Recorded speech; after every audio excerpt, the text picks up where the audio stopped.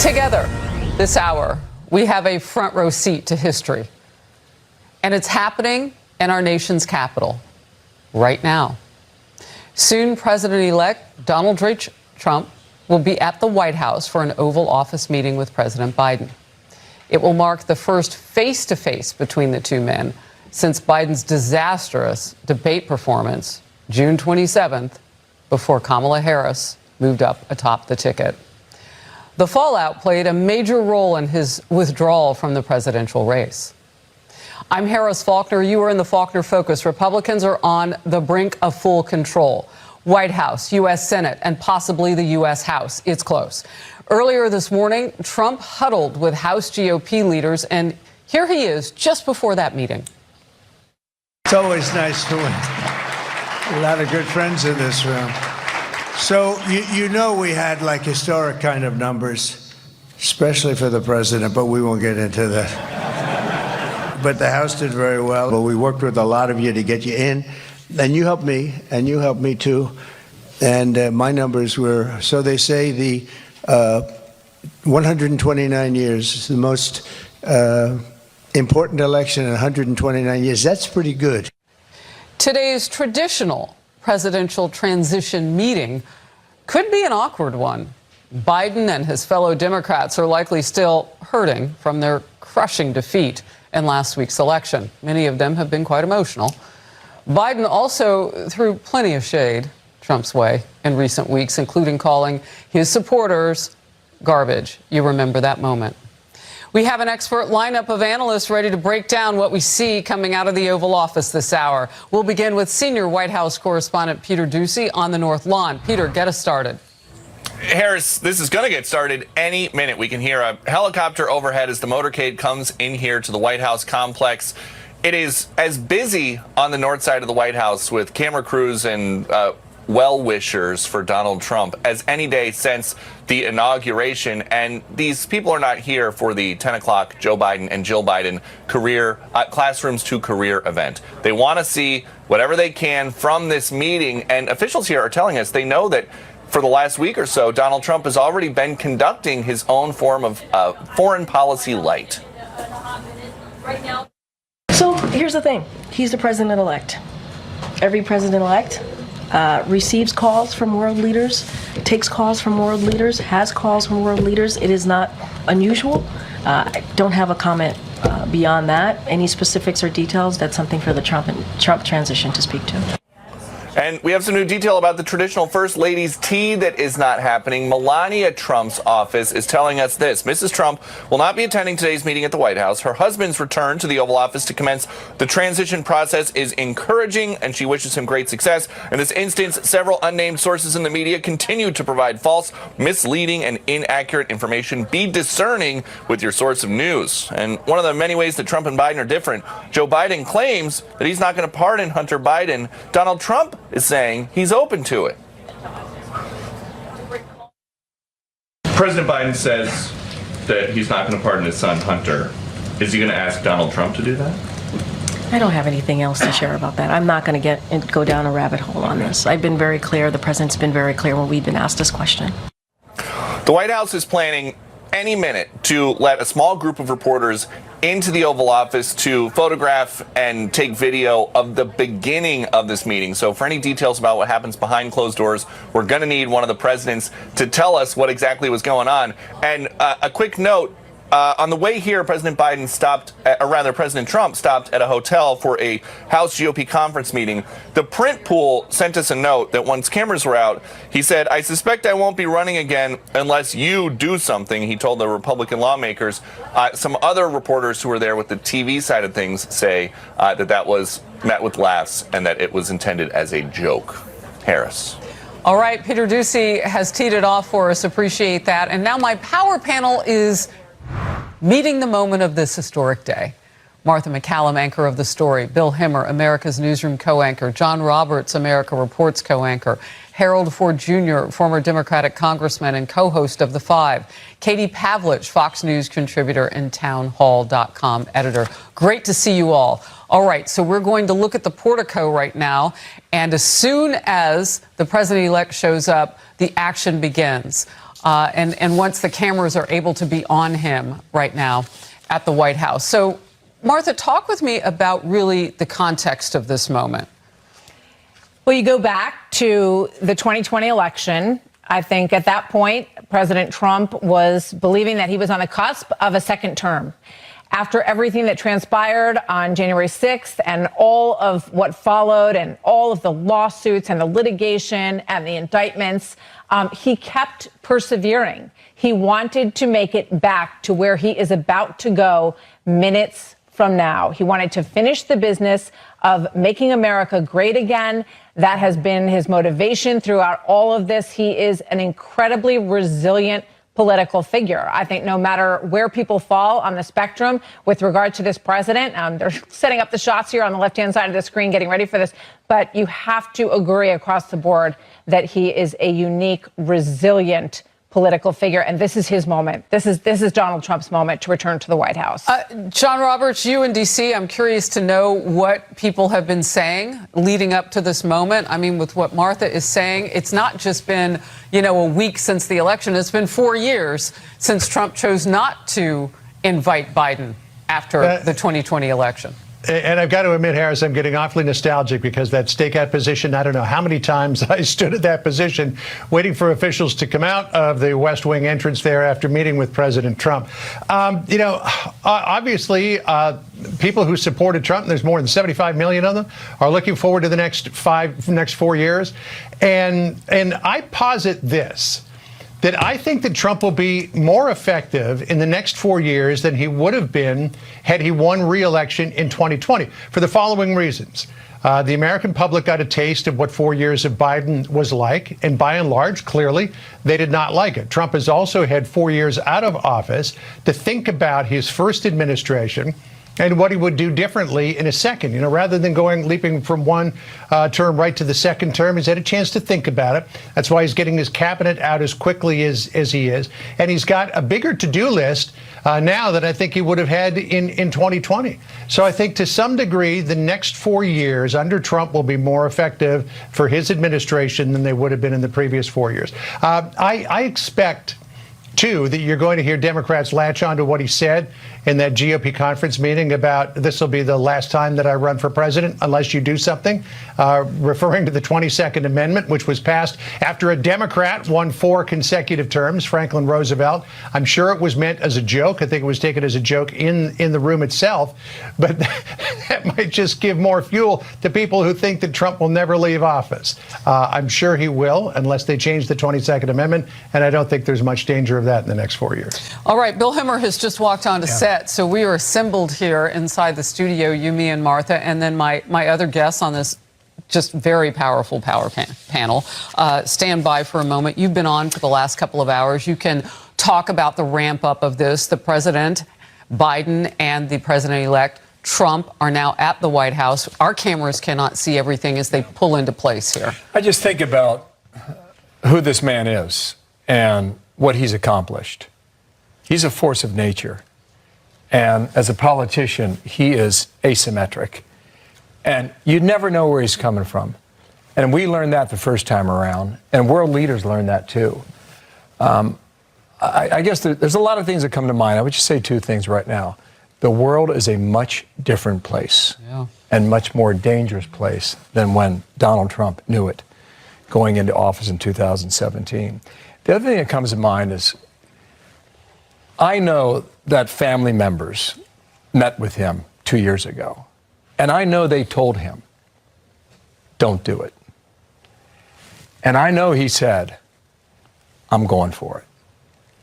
All right. And now we have this electoral landslide 24 months later that he campaigned and managed almost entirely on his own Bill, I'm going to cut in for just a second. We won't be able to see anything for the first few seconds, but the Oval Office meeting between President Biden, who shortly after the election last week had invited President-elect Donald Trump to the White House. That meeting has begun. All right, finish your thought. Well, you think about the campaign he ran, and all the polling they were neck and neck, and he's running around doing all these rallies, and he agreed to a debate on the 15th of May because he wanted to get back on the stage with Joe Biden.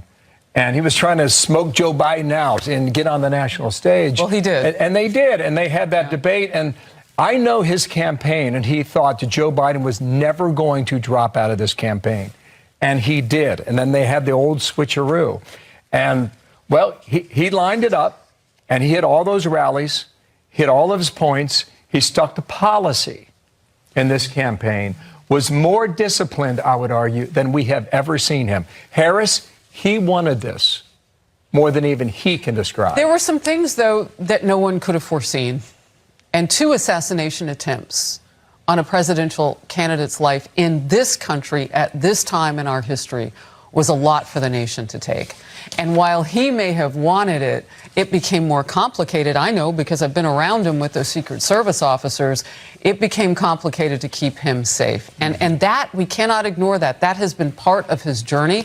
Harold, I want to come to you. Democrats, everybody's watching this moment. This is history being made. I mean, you've got a president who beat the man who just beat the person who Biden gave up his seat for, Kamala Harris. I mean, I don't know if we'll ever see anything like this in the future. We certainly don't have anything to compare it to in our past. What is your party thinking at this moment? What are they looking for at this moment? Because you have some soul searching. I've heard you talk about it, healing, rebuilding. What does this moment mean to Democrats? Well, first off, good morning, and thanks for having me. I think the moment, before I address the question, the moment is so powerful, and it's been said by your guests on set and other guests on this morning, for the world to witness and digest the kind of transfer of power that we do in the country, in our country, I think is really, really important. Some of the direct and harsh things that were said by both campaigns about the other is a part of our tradition. But the most important part of the tradition is this, what we're witnessing here. And I trust that they're having a positive meeting. Now, to your question, Harris, Democrats, like any party that does not fare well in an election, in this election here, we haven't seen quite a beating with another party, giving to another party in the last 40 years, not since Ronald Reagan won in 1980. So it will cause not only some soul searching, but perhaps some issue searching and some culture searching in the Democratic Party about whom we are. Now, there's some traditional aspects of this as well. President Trump. Okay, I want to be able to step in and just let everybody know, and forgive me, Harold, my team is giving me real-time information here. So the meeting is still ongoing at this point, just to reset for people who might be just now tuning in. The president-elect was very close to being on time for starting this at 11 a.m. It was just a few minutes past that, so we'll keep contact with our teams there. And there may be moments that feel a little bumpy as my team keeps me informed of their movement. Anytime anybody walks even toward a door, anytime anybody shifts, we have a bevy of reporters from all networks. Certainly Fox is represented there, as you see on the left side of your screen. So, Harold, again, I ask for your grace as we continue to do this, because this will move by quickly and we want to keep up. Harold, please continue. You will have my grace. Interrupt me whenever you wish. I think Democrats have to understand that President Trump won in a conventional way as well. He promised Americans that he would protect them against threats to democracy, which are high gas prices, high food prices. He promised he would fix the border. He promised that he would lower taxes. These are things that President Trump will be expected to deliver on. And Democrats will work with him when they believe it's in their best interest or the best interest of their constituents. And they will probably counter him when they don't. But this day should not be lost. I think the way you've built this up, Harris, is exactly the right way. The beginning of the peaceful transfer of power, in the beginning, as Bill said so well at the outset, an ushering in of another way of looking at this. I think John Roberts' point needs to be emphasized. I think President Trump, having taken 4 years off from being president because Joe Biden won, he will likely be more productive. And I think that point that John made should be amplified. Harold, I don't think anybody would say this man has taken 4 years off. I mean, he has been basically running ever since, and certainly in the last 2 years. And keeping up with him, Katie Pavlich, you've been at some of the events and no doubt have seen the circle, the entourage around him. Keeping up with him is more than a full-time job. And so he's got extra energy right now as he enters a second term. Listening to the positivity from Harold, I hope the rest of his party can hear it. because not many Americans right now are certain how to heal the country. What are your thoughts this morning? And again, Biden and Trump inside the White House, the Oval Office meeting. Katie. Well, first of all, I can confirm that there's a transition underway because traffic in Washington, D.C. is at a standstill, and there are motorcades trying to get to and from all these meetings. So D.C. is certainly teeming with excitement, and that's fun to see. Look, both of these men have been through so much in the past just 5 months. I mean, you think about the fact that Joe Biden, who is the one who wanted this second term as president, is handing over the reins to President-elect Donald Trump, who is now going to have a second term starting in January. Biden was pushed out of this position despite the narrative that he voluntarily gave up power.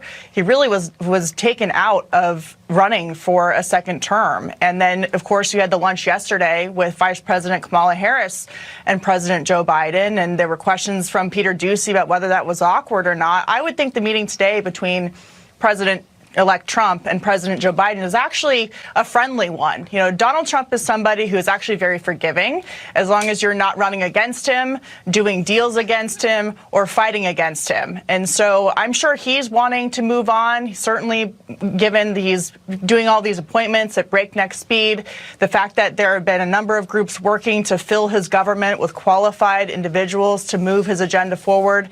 And he talks about this on Capitol Hill today, that he worked hard to get Republicans under him elected so that he would have this MAGA mandate going into his second term so they could get his agenda pushed forward quickly and without delay. Now, finally, I would say that the big question is going to be, of course, on Capitol Hill, you have representatives, Democrats who may be willing to work with him on some of these big policy issues. But there is the problem of the bureaucracy. And he's talking about eliminating agencies, firing a bunch of career workers. The bureaucracy will bite back, and that is going to be where the real work begins when it comes to his return to Washington, D.C. It sounds like a future episode of Star Wars. Yeah, it does. I mean, the bureaucracy is yes. Yeah, like the Empire Strikes Back. Katie, I'm going to stay with you for just a second. You mentioned kind of the movement and people he's chosen. Anybody who surprised you on that list or that you're hearing as you talk with other analysts and voters was a pleasant surprise and needed to happen? Just a quick take on that. Well, I think we were all surprised that Pete Hegseth was announced last night as the Secretary of Defense. And looking at the way that people in D.C. We have reacted some breaking to that, news right it's an now. interesting pick. We want to go inside the Oval Office. Let's watch. In many cases, not a very nice world, but it is a nice world today, and I appreciate very much a transition that's so smooth. It'll be as smooth as it can get, and I very much appreciate that, Jim. You're welcome. Thank you all.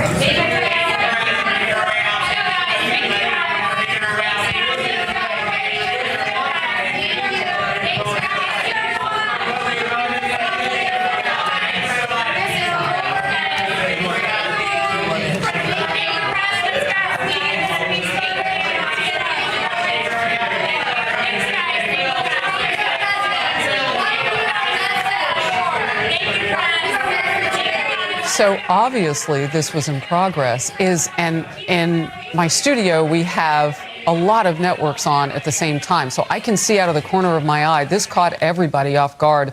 No warning that this was going to be a live opportunity right then inside the Oval Office. It's a traditional one, but we weren't certain of when the private comments would give way to this public moment. So we want to re-rack it from the top in its entirety. And that is ready for us to watch for the first time together. And again, it's short, but I want you to see all of it.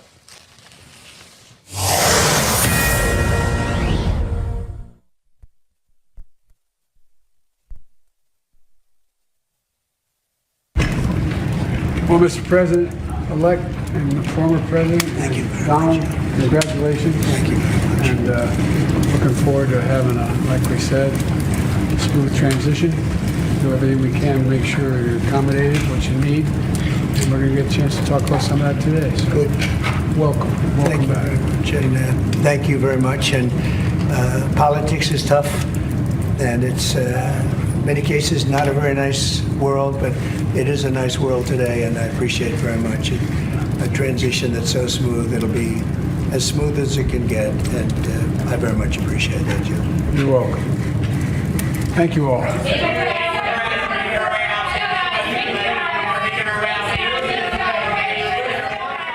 So there are a lot of things to gather in those few moments, which is why it's important to see all of them. We hadn't heard from Biden. We took it so quickly. So you've got to see that exchange between two people who really were in quite the epic political battle.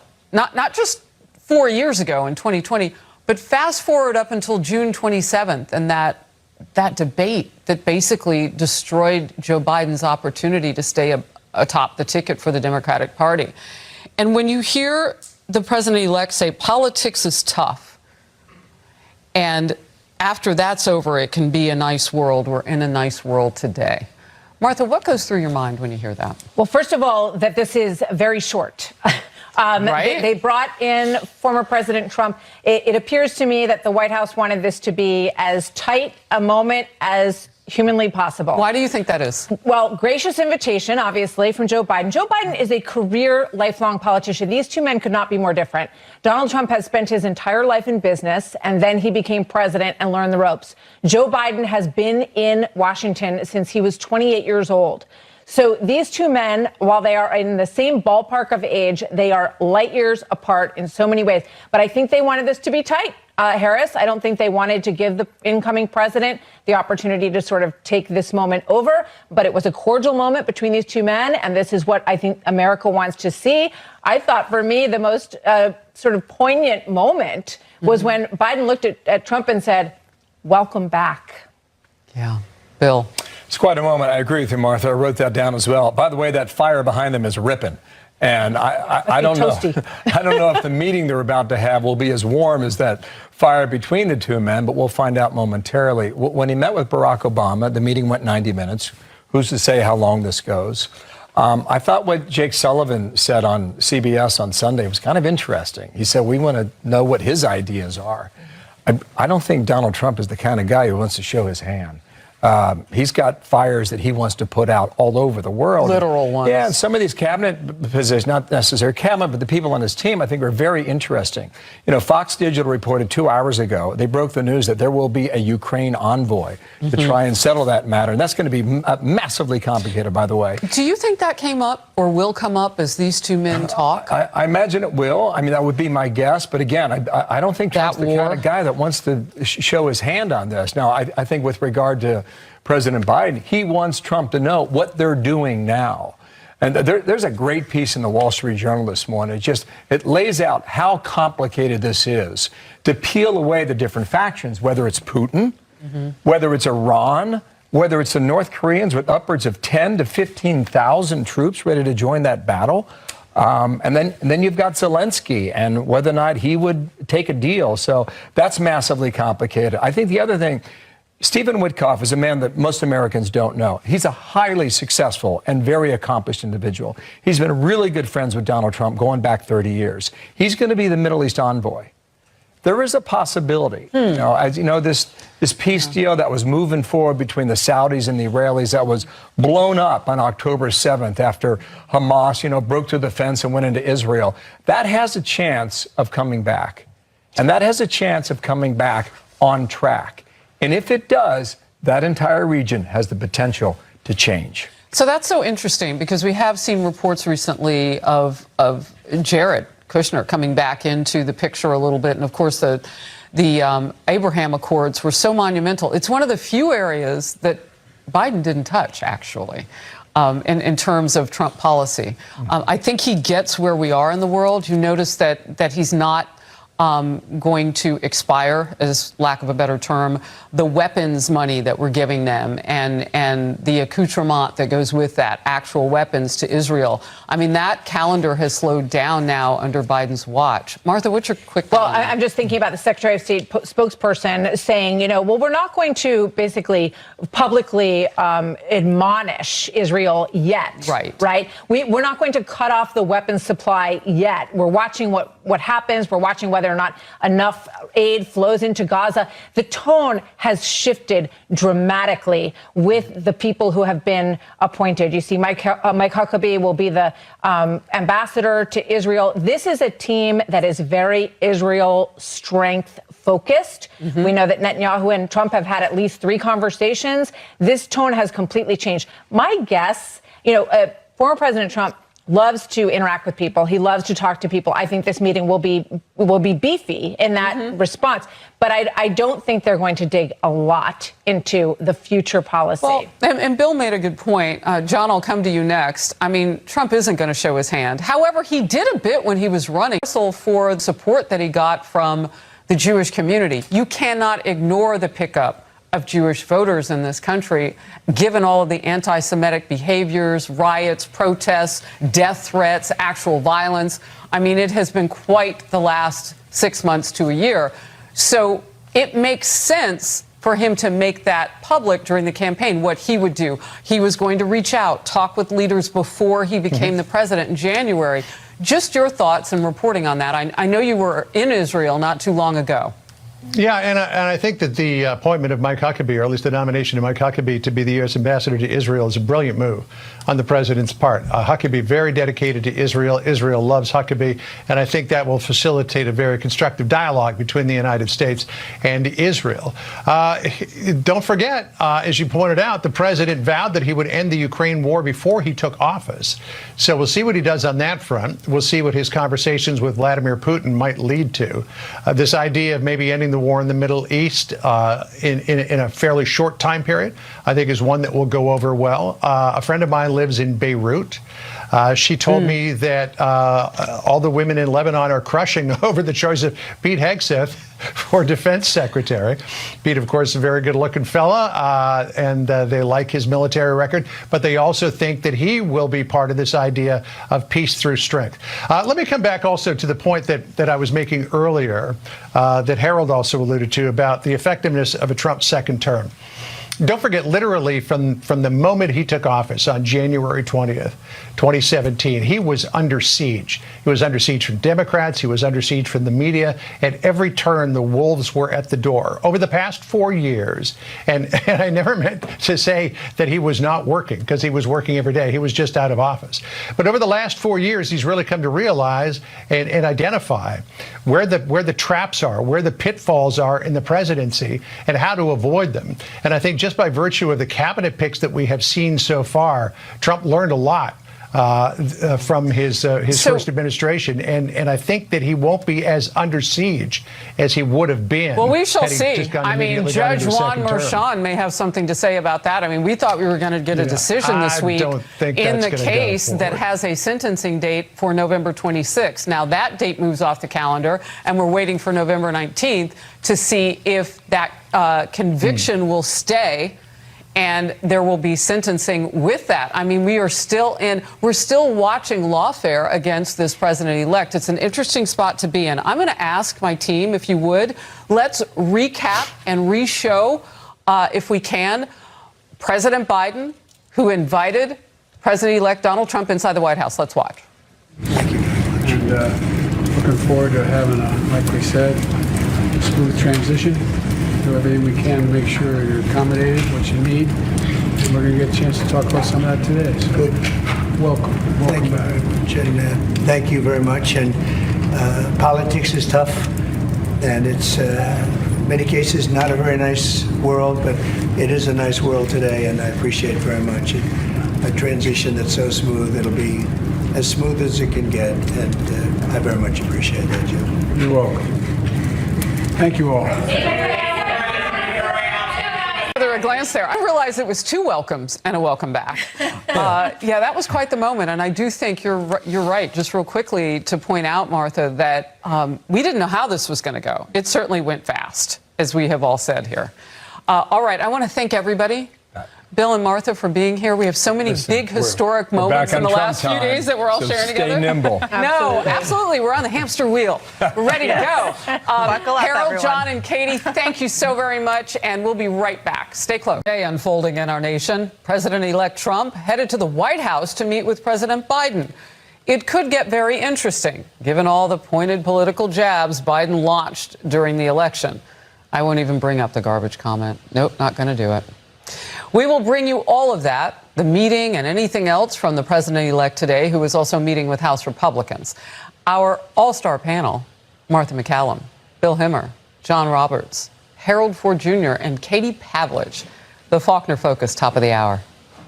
And moments Moments from now, President-elect Trump and President Biden will meet at the White House. We saw the motorcade is underway, so this is happening. We've really enjoyed being with you all as we go through this historic day. And Karl Rove is still with us. And as this drive happens, there's anticipation on both sides. Oh, yeah, absolutely. This is an important moment for the country. We need to see these two men meet. We need to hear that they have had a cordial conversation. Be nice to see both of them even briefly afterwards, but this is an important historic moment that's vital to our democracy. The peaceful transfer of power, when it began in George Washington giving it over to John Adams, was a unique moment in the history of the world, and that we have done it since that time is really a remarkable story. It's not a mandate, but it's become a tradition. It's become a tradition. Yeah, and look, it's a relatively recent tradition. I think it actually began, in like the 1920s or 1930s, I believe.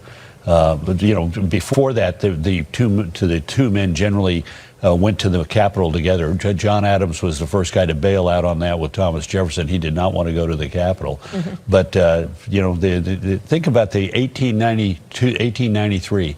The inauguration of Grover Cleveland after having been defeated by Benjamin Harrison, and Harrison and Cleveland have to go to the Capitol. Let me just tell you, they didn't like each other very much, but they understood the importance of this symbol to the United States. It also is a symbol to our allies and our adversaries. And we have a very different foreign policy situation right now that President Trump will inherit in just about 2 months. So there's the motorcade. As we wrap up our coverage here, we'll hand off to our colleague Harris Faulkner. We'll have continuing coverage, and we'll see how long the meeting goes, and watch for the tone and watch for the words once that meeting concludes. And you know what we like about these people? They are punctual. We will say that, and that works really well for us on television as well. A joy to be with you. We'll see you tomorrow. Harris. Hai mũi xích lại từ từ. Một mũi trượt. Sử dụng kéo các bỏ dây thừa.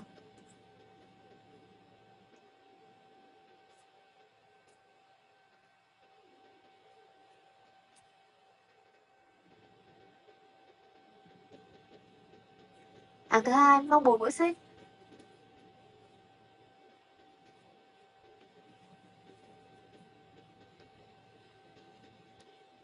Móc mũi sò thứ nhất.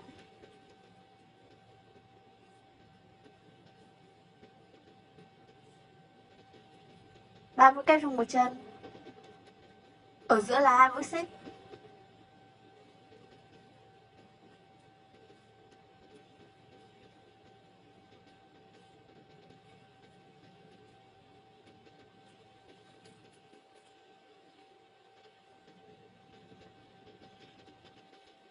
Mũi sò thứ hai.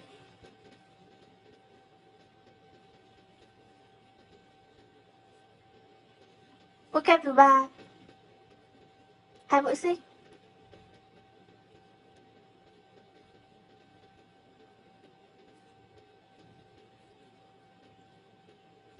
Mũi kép thứ 6.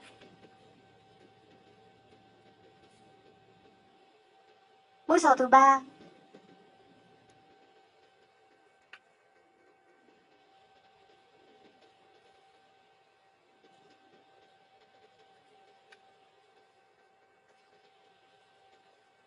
Ba mũi kép trong chân.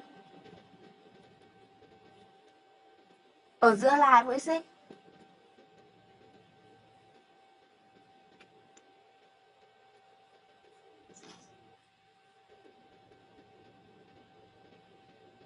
Mũi sò thứ tư.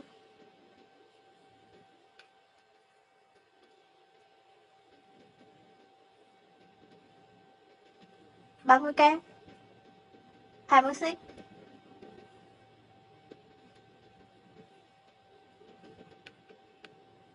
Cuối cùng móc 2 mũi kép.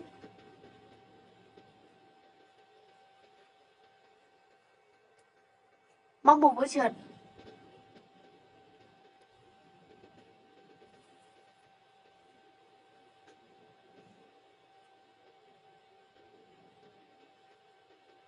Tiếp tục trượt mũi.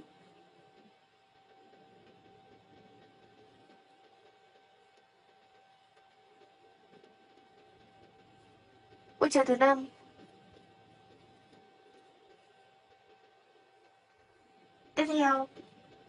vào giữa hai mũi sò. 8 mũi kép đôi.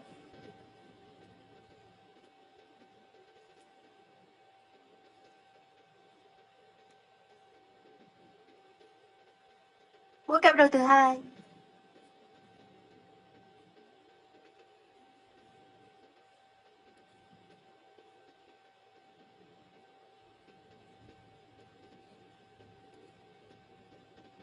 Mũi kép đôi thứ 5.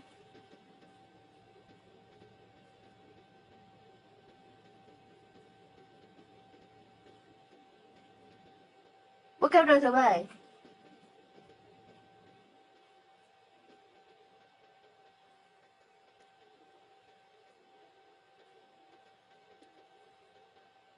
Một mũi đơn.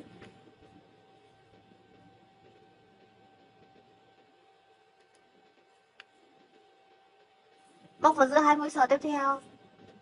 8 mũi kép đôi trung chân.